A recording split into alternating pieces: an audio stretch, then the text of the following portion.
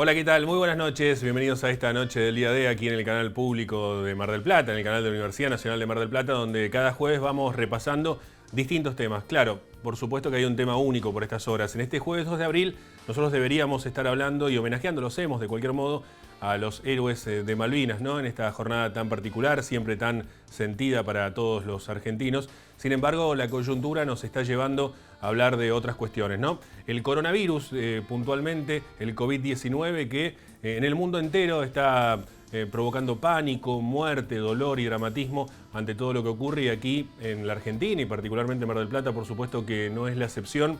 Y de eso nos estamos ocupando, tratando de pensar en varias cuestiones al mismo tiempo y también analizando, porque poco se sabe en realidad. Es un avance y, como decía recién, es todo tan dinámico que va cambiando a medida que va pasando el tiempo. Lamentablemente la situación se va agravando en todo el mundo y particularmente en la Argentina, donde todavía esperan el pico, según dijo el ministro de Salud de la Nación, Ginés González García, recién para el mes de mayo. Por ahora, solamente la extensión de la cuarentena hasta después de Semana Santa, hasta el lunes 13. Veremos qué pasa después. Se habla de un salir de esa cuarentena, salir de ese aislamiento social y obligatorio a partir de ese lunes de manera parcial, con algunos sectores que puedan empezar a movilizarse, porque empieza el otro problema también, que ya se está notando, pero que se va a notar con más gravedad a medida que vaya pasando el tiempo, que es el tema económico, el tema productivo, el tema de los empleos, el tema de los salarios y muchas otras cuestiones que se van a ir dando y que nos pueden dejar en una situación realmente muy crítica. La Argentina ya venía con muchos problemas severos, problemas de crisis económicas, sociales y demás, lo hemos venido hablando a lo largo de estos programas, pero claro, ante esta circunstancia, ante un parate obligatorio en todo lo que es la cadena productiva, industrial, de empleos y demás, ante un parate en lo que implica, por ende, en la cuestión comercial y en la cadena de pagos también, se genera todo una vuelta que va perjudicando, un círculo vicioso que va empeorando aún más las condiciones anteriores, ¿no? Ayer se conocieron los datos de pobreza, sin ir más lejos, con números alarmantes, más allá del número que suba o baja, por ejemplo, en Mar del Plata, con algún punto porcentual más menos, digamos, la situación de ese límite que se marca en la canasta básica alimentaria y en la canasta básica total, lo que marca la indigencia y la pobreza respectivamente, sigue siendo muy preocupante. Y es un límite que está en duda siempre, porque ¿qué pasa con aquellos que a partir de ese cobro de salario cobran un poquito más? ¿Son menos pobres o más pobres? ¿Están salvados de la situación de pobreza? Digo, en ese margen siempre hubo una situación discutible, por lo menos en torno a eso, pero es una estadística que marca un parámetro. Sin embargo, también aparece la otra cuestión, es que va a pasar después con todo esto, porque muchos de los que presuntamente están por encima de la línea de pobreza, pero que todos los días, y estamos hablando de un sector muy amplio, quizás el más amplio de la población económicamente activa, que todos los días salían a buscar su dinero, salían a vender, salían a comprar, salían a hacer sus negocios y que vivían justamente de eso, un sector autónomo, un sector monotributista principalmente, aparece con muchas dificultades. Y más allá de las ayudas del gobierno, digamos, son paliativos a una situación que va a durar mucho tiempo, porque supongamos que la pandemia nos lleve a una cuarentena que termine el 13 de abril. Pero de ahí en más el virus va a continuar estando y de ahí en más la situación económica va a seguir estando muy complicada a partir de esta realidad que se está viviendo y tenemos por unos cuantos meses de recuperación solamente del virus. De ahí en más veremos qué ocurre con la economía, que indefectiblemente va a estar en una situación de crisis. Lo decía el presidente, primero la salud, después la economía.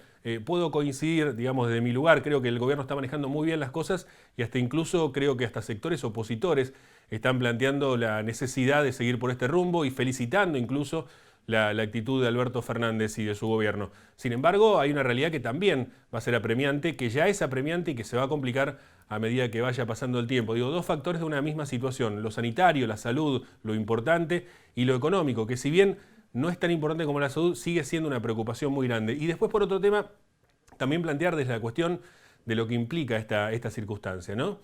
Pareciera, decía el otro día en una nota que escribí para el marplatense.com, pareciera que necesitamos aislarnos para darnos cuenta que tenemos que estar juntos, ¿no? Una situación un tanto paradójica en cuanto a lo que nos muestra, quizás, y ya yendo a un plano más filosófico, si se quieren, una cuestión del todo hablando de lo individual. Cuando debió ser desde lo individual al todo, el todo nos dijo hasta acá, ¿no? Y aislados entendemos que tenemos que estar todos juntos. Se marca mucho esto, por ejemplo, en los momentos cuando se da mucha emoción, cuando está el aplauso de las 21 a personal del sistema de salud, ¿no? Puntualmente, que se han sumado distintos sectores y que se van apareciendo. Digo, entre todos necesitamos dar este esfuerzo para que desde individualmente poder ayudar al conjunto. Debió ser siempre así. en cada una de las cosas, porque siempre es con el otro y siempre es desde lo propio ayudando a ser parte de un todo. Hay muchos que recién ahora, en estas circunstancias, notan lo favorable que es trabajar por el conjunto desde casa. Trabajar con el conjunto desde casa no hablo desde el hogar o desde el encierro, el aislamiento, sino desde uno mismo, ¿no? Y nos cuesta bastante. Ojalá que, tengo la expectativa, tengo la ilusión, si se quiere, casi la utopía de pensar en que esto nos va a cambiar en algo, ¿no? Que va a haber un cambio estructural, porque en la mayoría de los temas que tenemos necesitamos indefectiblemente, lo que nos está mostrando esto, que necesitamos indefectiblemente un cambio fuerte de la estructura, un cambio necesario que deberá aparecer en toda la sociedad y en todo el mundo también, ¿no? Porque imagínense que ante la circunstancia de un virus que está bien, es letal, es realmente con una violencia enorme con la que ha atacado a muchos países y está llegando al nuestro cada vez con una mayor implicancia. Necesitamos de esto para darnos cuenta de que simplemente con eso todo se puede caer, que no hay sistema económico que aguante, que no hay situación social que aguante y que nadie se puede salvar solo de esta, porque no hay nadie que esté exento del coronavirus, porque no hay nadie que pueda decir cierro las fronteras y yo me cubro, porque le ha pasado a la mayoría de los países, porque no hay una forma estructural en la cual nuestra sociedad funcione como para estar aislados justamente de evitar este contagio.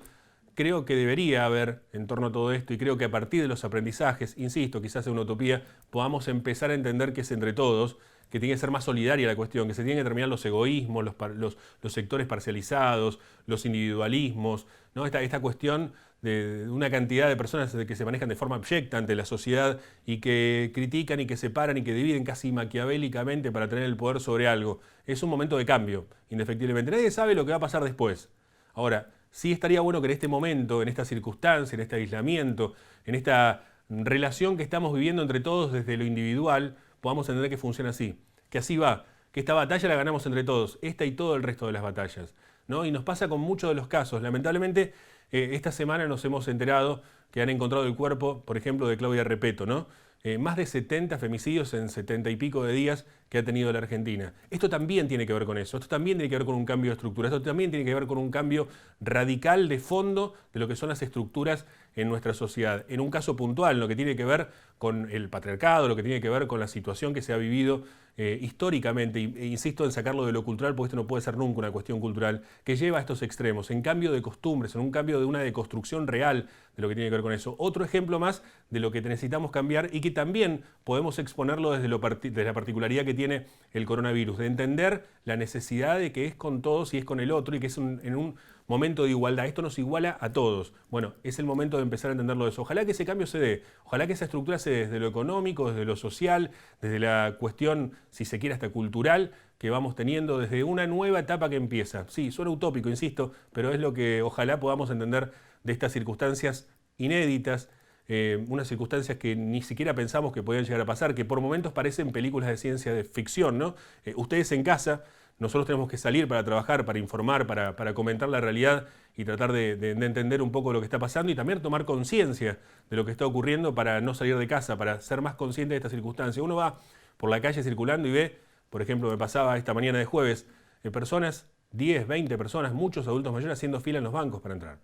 Y esto sigue ocurriendo. O muchas personas que se obligan o se autoconvencen de que tienen que salir, ¿no? Para ir a hacer algo, para salir de casa. Bueno, no, es momento de cada uno poner lo suyo. Y cada uno poner lo suyo implica un esfuerzo que con el correr del tiempo se hace más grande también, ¿no? Esto es verdad. Al principio puede estar la novedad, puede estar estamos todos en casa, y después ya empieza como a sentirse un poco más el impacto de este aislamiento al cual no estamos acostumbrados, que es inédito no solamente para nosotros, sino para el mundo todo, y en definitiva tratar de darle una batalla a una circunstancia totalmente atípica, ¿no?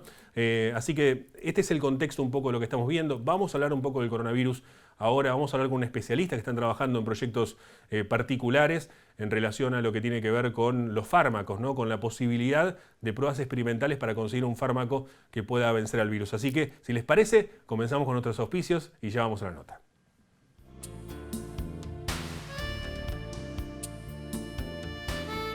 Auspician este programa. Sindicato de Empleados de Comercio Zona Atlántica. UTE, El Libertador. Sindicato Luz y Fuerza Mar del Plata. Colegio de Ingenieros y Centro de Ingenieros de Mar del Plata. Terminal de Contenedores 2 de Mar del Plata. Unión Trabajadores Hoteleros y Gastronómicos de la República Argentina, Seccional Mar del Plata.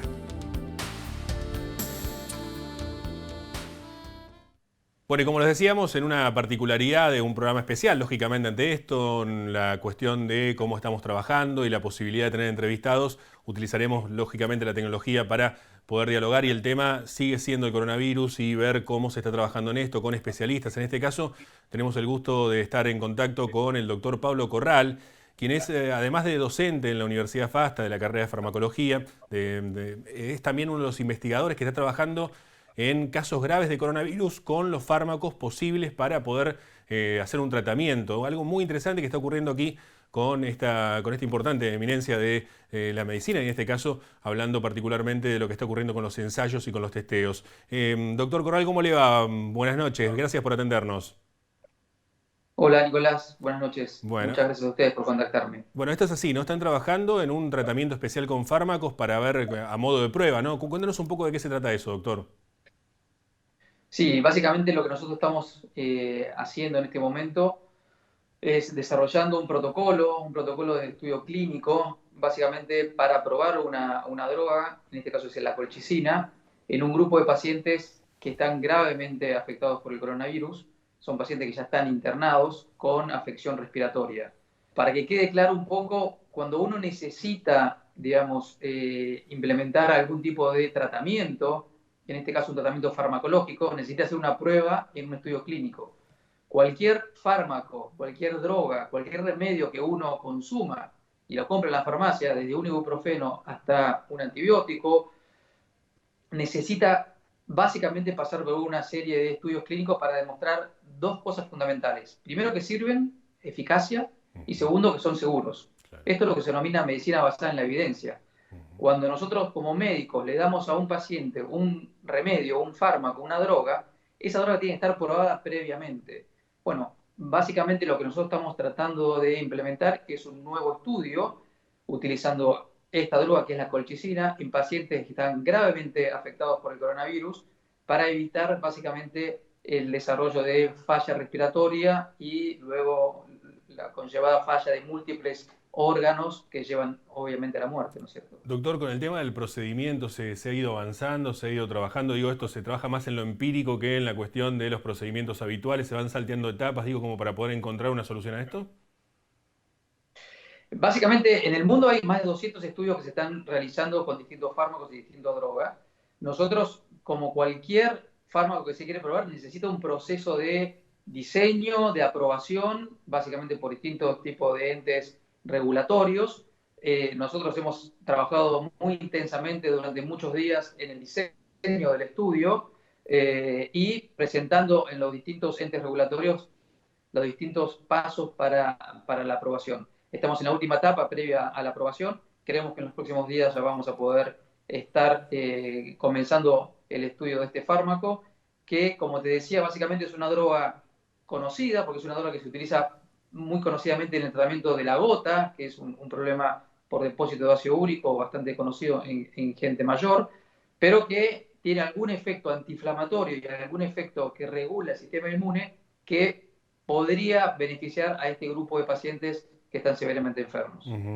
Si bien sería apresurado, digamos, plantear algo de esto, genera expectativa, digamos, ¿están confiados en que esto pueda generarnos alguna solución? Sí, claro, nosotros tenemos una gran expectativa en probar este fármaco.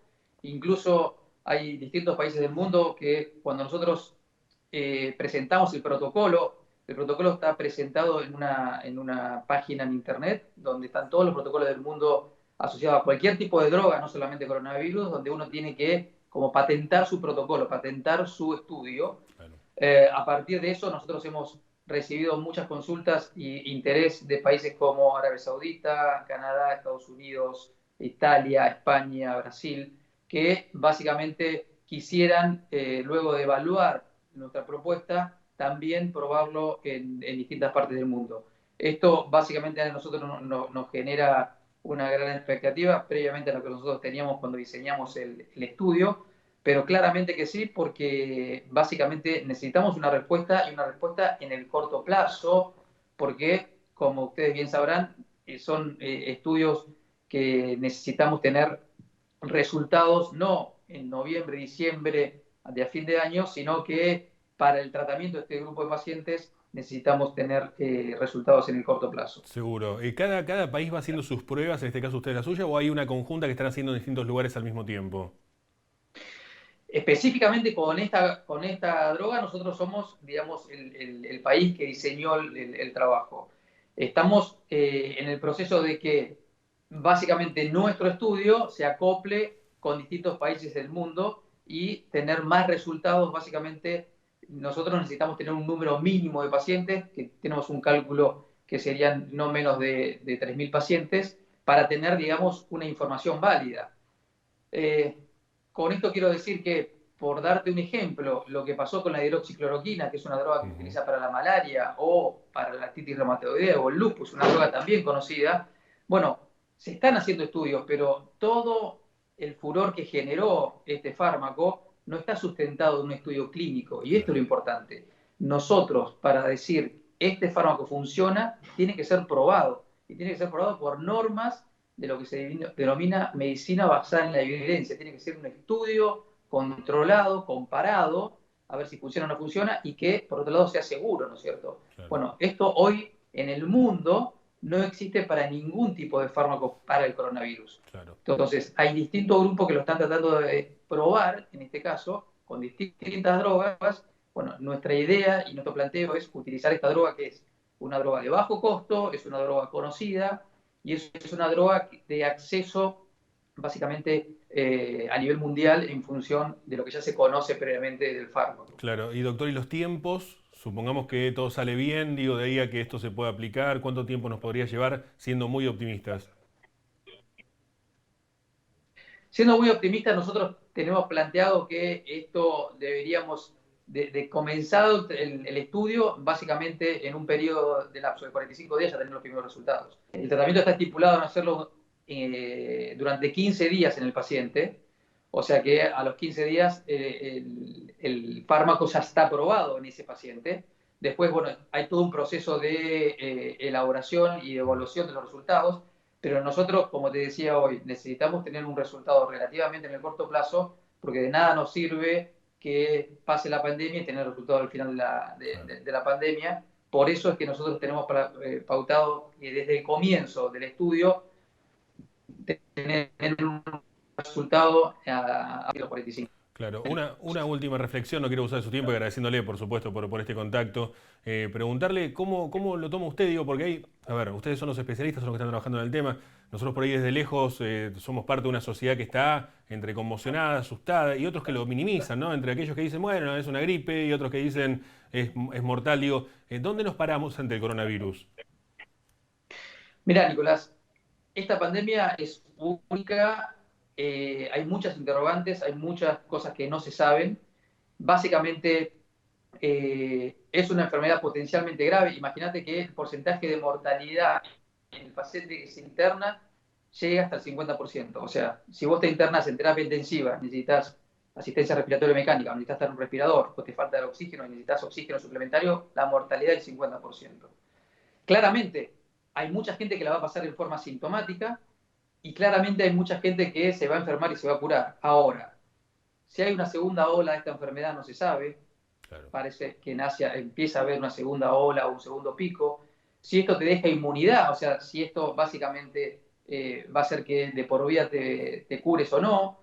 Básicamente, ¿qué va a pasar cuando empieza a haber influenza, que es la gripe común? Nosotros vamos a entrar en unas semanas en la etapa de gripe común, y básicamente esto se va a mezclar con la gripe común. Los síntomas son muy similares, y el colapso del sistema sanitario. Imagínate que básicamente ha pasado en distintos países del mundo, del primer mundo, con el colapso del sistema sanitario. Estados Unidos hoy está esperando 250.000 muertes luego de la pandemia. O sea que esto es un tema grave, es un tema serio, es un tema que todavía no tenemos toda la información, y es un tema básicamente para que la población tome los recaudos necesarios y siga las normas y protocolos que están establecidos por el Ministerio de Salud, que está muy bien asesorado por las sociedades científicas, en este caso en función a los aislamientos, el testeo y la definición de casos y tratamientos. Doctor, gracias por estos minutos, los felicitamos por el trabajo que están haciendo, les deseamos la mejor de la suerte, como todo, ¿no? Estamos todos expectantes de que todo esto podamos salir de esto alguna vez, ¿no? Y es complicado, la incertidumbre también genera más temor todavía, y gracias por brindarnos estos minutos, ¿eh? Gracias a vos, Nicolás, que estés bien. Un abrazo, ¿eh? El doctor Pablo Corral, quien es uno de los investigadores que está trabajando en un grupo interdisciplinario para probar fármacos en pacientes graves de coronavirus, de modo tal de poder encontrar una solución. Lleva tiempo esto, lógicamente, siendo muy optimistas. Tenemos por delante 45 días para la prueba, más 15 más. Tenemos 2 meses por delante hasta que, si esto sale perfecto y todo siendo muy optimista, ojalá que así sea, 2 meses más tenemos por lo menos hasta que se pueda encontrar este fármaco, ¿no? Hasta que se pueda probar que este fármaco funciona. Están haciendo un trabajo excelente, enorme, y también es una forma de destacar tanto él como ese grupo en el que está trabajando, como a todos los médicos y todo el sistema de salud que todos los días arriesgan la vida para enfrentar la muerte, que todos los días arriesgan su propia vida para salvar la vida de otros, y eso se trata, como decíamos al comienzo. Vamos a una pausa, quédese que ya volvemos. Unión Trabajadores del Turismo, Hoteleros y Gastronómicos de la República Argentina, Seccional Mar del Plata, San Luis 2548. Viajar en colectivo te conviene. Ahora tenés una respuesta inmediata a todas tus consultas. La nueva línea gratuita de atención al usuario, 0800-333-0701. Viaja asegurado, viaja tranquilo. Subite a los colectivos de Mar del Plata. Colegio de Ingenieros y Centro de Ingenieros. Compromiso y responsabilidad profesional al servicio de la comunidad. Recordamos nuestras vías de comunicación para todo tipo de trámites: consultas, actualización de boletas, regularización de deuda, pagos con tarjeta de crédito y débito. Centro de Atención al Cliente, 0810-666-2424, durante las 24 horas de lunes a lunes. Oficina virtual, ingresando en osmgp.gov.ar. Chat online, correo electrónico, app OCE Móvil. Descargala en tu celular. Terminales de autogestión en diversos puntos de la ciudad. Obras sanitarias, Municipalidad de General Pueyrredón. Terminal de Contenedores 2 de Mar del Plata. Trabajando por un puerto multimodal y una ciudad productiva. Sindicato Luz y Fuerza Mar del Plata. 25 de mayo, 4135.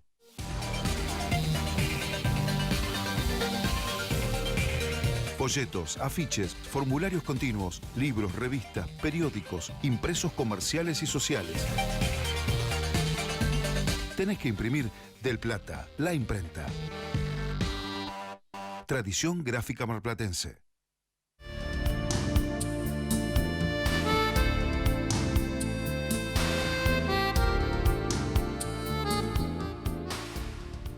Comenzamos un nuevo bloque y, como siempre lo hacemos, vamos a hablar de economía y la situación económica con el licenciado Roberto Moreno Ortega, por las cuestiones lógicas del caso y preventivas, en este caso vía internet, vía telefónica también por allí. Roberto, ¿cómo estás? Buenas noches. Buenas noches. Hoy lo que vamos a hablar es sobre la ampliación de la cuarentena, pero vamos a tratar de mirar desde algunas ópticas un poquito diferentes a lo que estamos mirando normalmente. El primer punto a tratar es esta dicotomía que ha tratado de llevar el gobierno entre economía y salud. La pregunta es, ¿la dicotomía existe? ¿Hay una real falta de intereses entre la salud y la economía? No, probablemente no sea así, y esto es una de las cosas que vamos a tratar de llevar adelante. ¿Por qué no es así? Porque sí hay una relación directa entre lo que podría ser la cantidad de días de cuarentena y la caída de producto que puede haber en la Argentina si sigue la cuarentena tal cual está planteada, pero eso no es el punto fundamental. El punto fundamental es tratar de generar cuáles son los mecanismos para ir saliendo de la cuarentena de forma tal de que el costo de vida sea lo mínimo posible, que seguramente será importante en términos de lo que se está planteando en el gobierno, y en términos, digamos, de caída de productos sea lo mínimo posible. Entonces, ¿el gobierno qué cosa tiene a mano? Bueno, lo primero que tiene a mano es qué va a hacer en el intermedio. ¿Qué es lo que va a pasar en estos días? ¿O qué está empezando a pasar y que nos está empezando a preocupar? Que se va a cortar lo que se llama la cadena de pagos. ¿Y la cadena de pagos es solamente de las empresas? No, es de las empresas y de los individuos. De las empresas, ¿por qué? Porque una empresa que no trabaja no genera ingresos. Si no genera ingresos, implica que no le puede pagar ni a proveedores, ni puede pagar sueldos, ni le puede pagar al Estado mismo. Entonces ese es el primer problema que está generando fuertemente la cuarentena.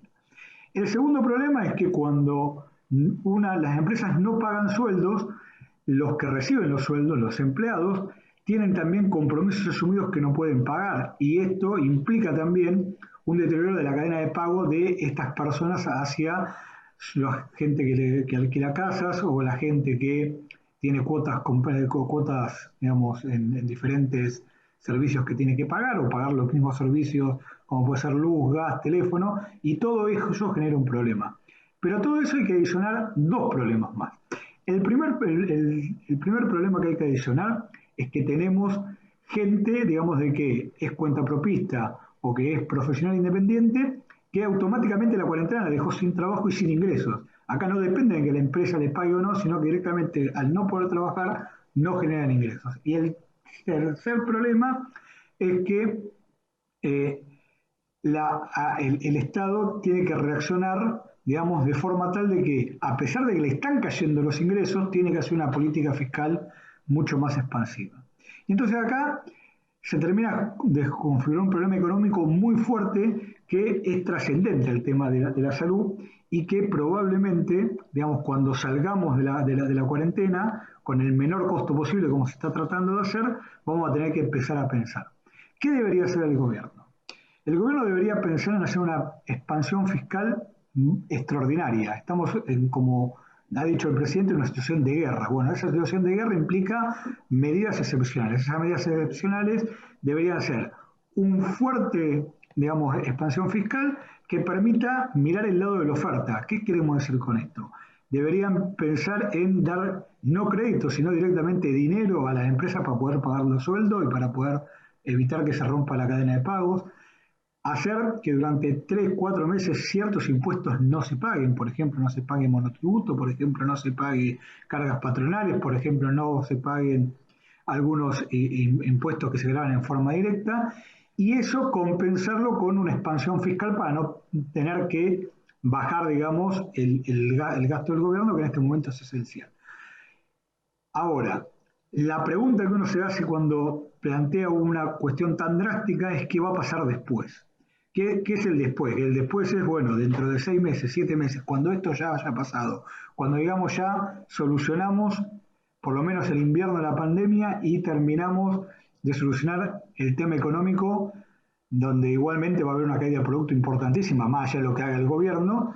¿Qué es lo que debería hacer el gobierno? Bueno, ahí, cuando veamos todo el desequilibrio macroeconómico que va a pasar, vamos a tener un déficit fiscal extraordinariamente alto, vamos a tener una moneda extraordinariamente, digamos, débil respecto a las monedas fuertes y con una cantidad en la calle que podría generar una inflación ascendente. Bueno, ahí en ese momento ver cómo se hace para coordinar una política macroeconómica que compense, digamos, lo que vamos a hacer en la época extraordinaria. ¿Significa que tenemos que hacer un ajuste brutal ahí? No, significa que tenemos que desarmar lo que hicimos y volver a lo que estábamos empezando a hacer, o se supone que se iba a empezar a hacer, como es el arreglo de la deuda externa, como es llevar a una política sostenible fiscal y monetariamente, pero esto lamentablemente tiene que esperar.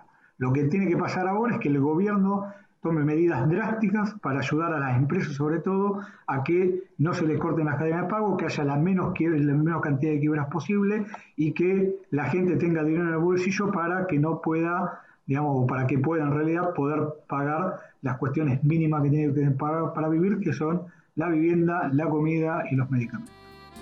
El licenciado Roberto Manuel Ortega y la economía, como todos los jueves, en este caso por cuestiones netamente relacionadas a la coyuntura y a la tecnología, a través de este sistema que nos permite seguir analizando la realidad y un poco de lo que marcábamos al principio también, ¿no? Por un lado, tema siempre sigue siendo el coronavirus como principal tema y la preocupación que genera esta pandemia. Hablábamos con el doctor Pablo Corral. Y por otro lado, el tema económico, que es el segundo tema, ¿no? La salud primero, pero lo económico también empieza a preocupar, y estas cuestiones que nos explicaba Roberto Ortega. Ahora no tenemos más tiempo, si les parece, el jueves próximo, aquí en el canal Universidad, vamos a seguir acompañándolos con otra noche del día de. Que tengan una muy buena noche, será hasta la próxima semana y gracias por acompañarnos. Chao.